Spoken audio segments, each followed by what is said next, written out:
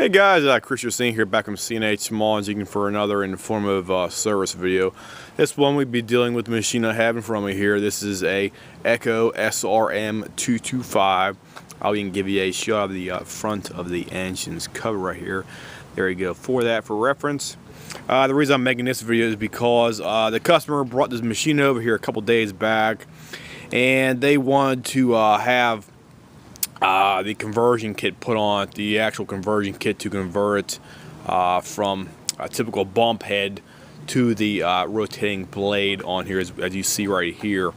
They brought it over here and they want us to install the kit for them, and I just want to show you guys what actually is included in the kit here. Typically doing this kind of job, it can range from probably about 30 minutes to almost an hour. I basically took my time over here doing it because we only did about 3 of these things before in the past, and because most people just keep your typical bump head on a machine and they never actually want to get a upgrade or replacement cutting head on the bottom of the machine right here for that. So that's why we hardly ever even see the machines or have people want to even convert them over for this kind of specific usage. So what you actually get in the box right here, you get your 2 blades, you get your one coarse blade, as I call it right here, and you also get your fine blade as well too. Here's your fine blade still in the actual packaging. I'll take it out here for you. You can see it. This is the fine one right here. This is 8-inch, 80 tooth brush blade, mainly for I'm assuming like cutting high, tall, thick grass, stuff like that. And that's what that one's designed specifically for. Put that aside over here for it real quick. And this is the SRM Universal Blade Kit. It fits all these specific models right here. SRM-225, 225i, all those specific ones they have right there. And the part number right here specifically for this one, it's right up here. So you can zoom here for you guys. 999-442-00-422. That correlates for the one we have here in front of, right in front here. Sorry about that. And that's for the SRM-225. This one's this machine is actually in great shape. I think this machine's only maybe like 1 or 2 years old. The guy looks like he never hardly even used it too much, so it's not of an actual beater machine out there. The guy didn't beat the piss out of it and want it fixed because he ruined it or something like that. So we just swapped out the whole assembly on these machines right here for that. We got done tests running out here as well too. The machine cuts perfectly fine. We actually tested it on saplings up to about, honestly, about 1.5, almost 2 inches in diameter, and it did cut it okay, because I always normally like to test these machines out before we actually give them back to the customer.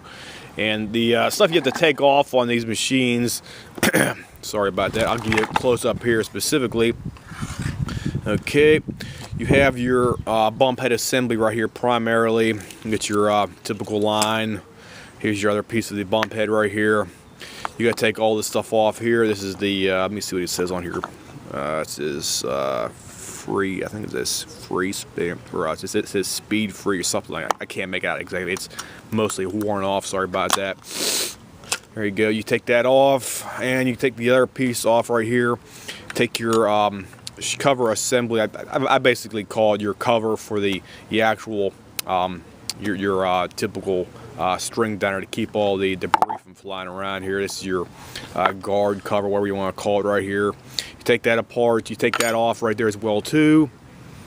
Okay, we'll move on to the next stuff here. They do make 2 different variations of these handles on here, so I just want to be that, or make that specific.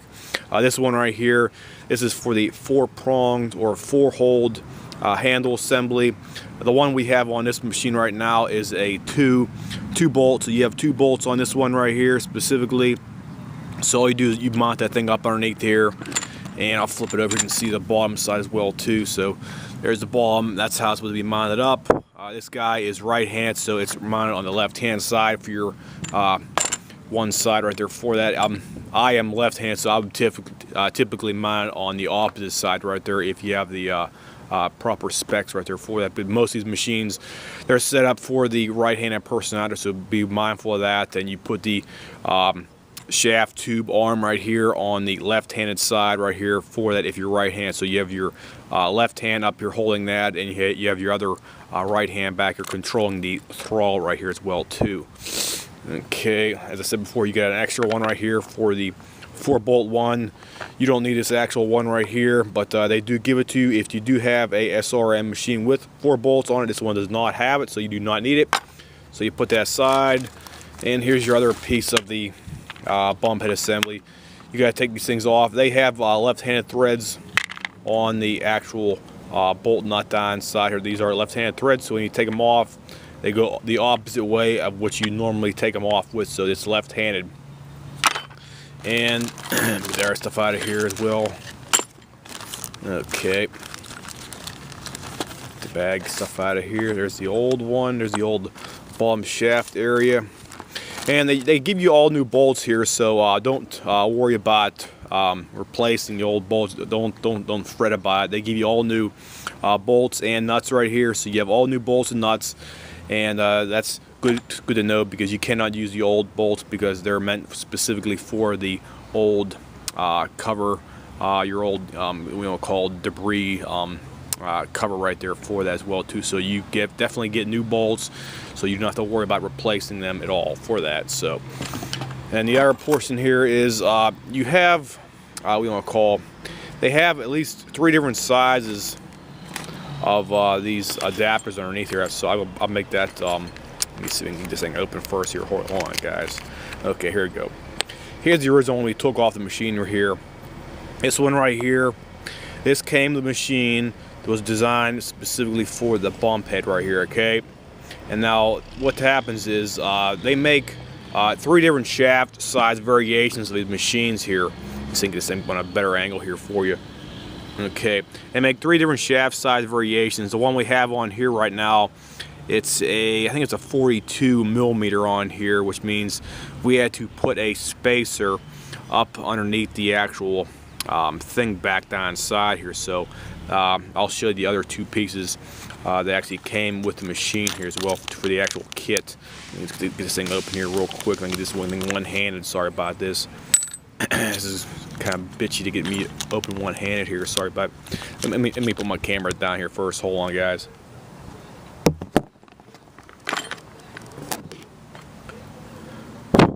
Okay, I'm back here. Sorry about that. Okay, here we go. Here's the pieces they include here, but you might not necessarily need to actually use them specifically. Okay, this one right here is for another version right here. Since you have to measure the bottom of the shaft that comes out. Okay, you have a shaft underneath here directly. Okay, let me see if I can get this thing better angled for you. Okay, you have this shaft that comes out the bottom right here. See this right here where I have the cotter pin right here. You have to measure the entire length of this shaft assembly that comes straight up to the transmission right here. They have 3 different lengths, and because of that, you have 3 different specific sizes you need for each. We want to call each adapter or something. That's why they give you extra adapters right here, and a extra washer right here as well too. I'll even give you a shot of the actual owner's manual here, because I just want to prove to you guys they do have 3 different sizes right here for this one specific machine. Okay, here's the owner's manual or owner's guide, what we're going to call installation.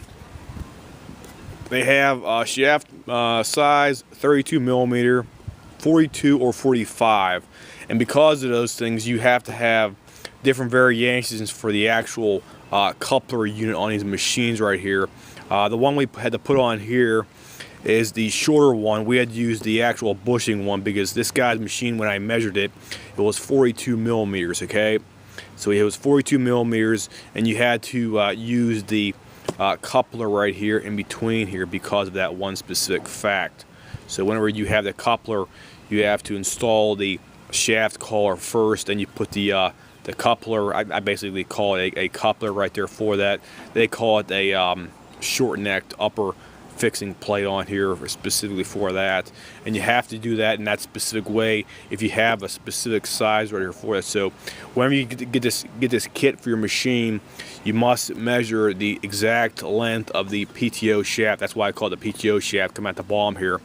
You have your nut right on here, and you have to measure this entire length from the end right here all the way up till it goes up in the bottom of the shaft PTO assembly. So do not forget that one specific fact.